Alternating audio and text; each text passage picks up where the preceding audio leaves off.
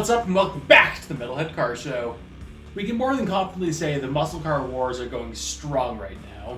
As of 2005 to 2010, we've seen a lot of muscle cars come back, a lot of old variants come back, and ridiculous horsepower numbers come out from a lot of cars. But despite I truly believe that the most popular time of muscle car wars was definitely the 1960s going into the 1970s. And from then, the strongest contenders we've ever had is the Ford Mustang and Chevy Camaro. It doesn't matter what side you're on, it's been the best automotive rivalry ever.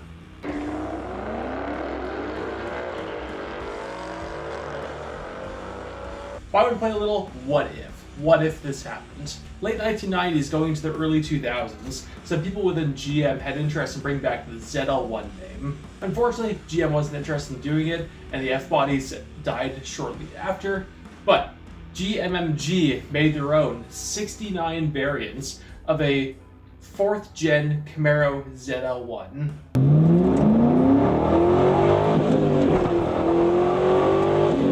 And right when this was happening, Ford had their own concept car going on, and that was the Boss 351 V10 Mustang.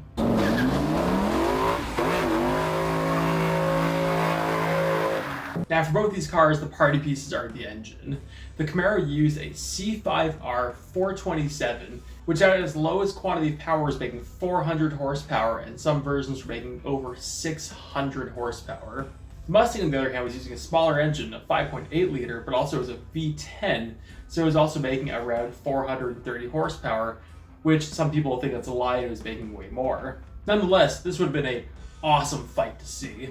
The difference between these two is the Mustang was a one-off car, it was a mule car, that engine was being tested for a different project that also didn't happen, and the Camaro was actually sold to people. Some of these things do exist on the road.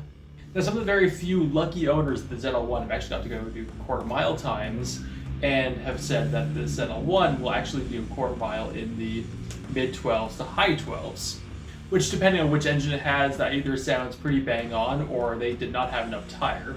The Mustang, on the other hand, was actually doing a high 11-second quarter mile, which, if you think about it, it's making similar power to kind of a current Mustang, but it weighs almost like 600 pounds less than one, so kind of adds up.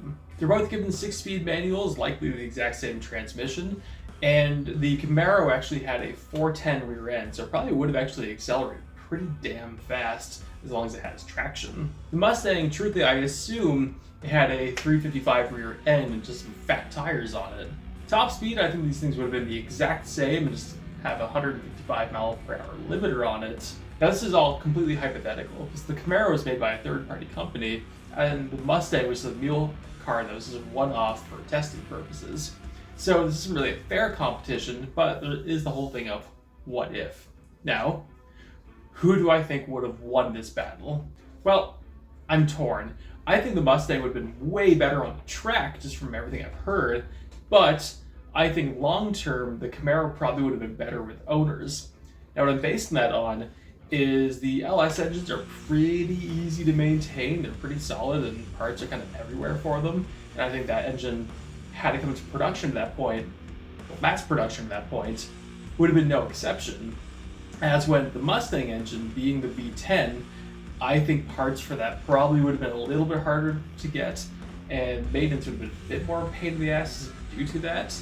So I think Camaro would have done better with the actual owners. But also, had this happened, I think there's been a few changes.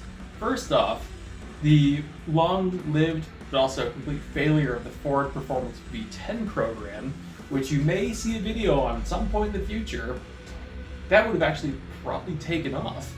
Ford planned on getting V10s into so many different cars, and it just never happened. I'm pretty sure I've talked about this in other videos.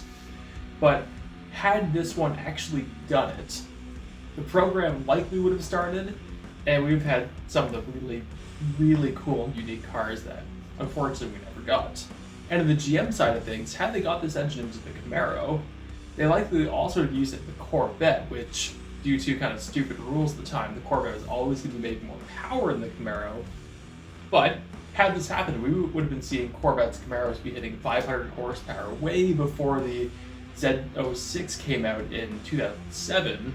Now on top of that, I think with both manufacturers, where we are today, which both cars make them pretty impressive numbers, but I think today we would have been farther ahead. That is to say, the Camaro didn't die shortly after that anyway. But one note, in this completely hypothetical what-if scenario, which one do you think would have been better?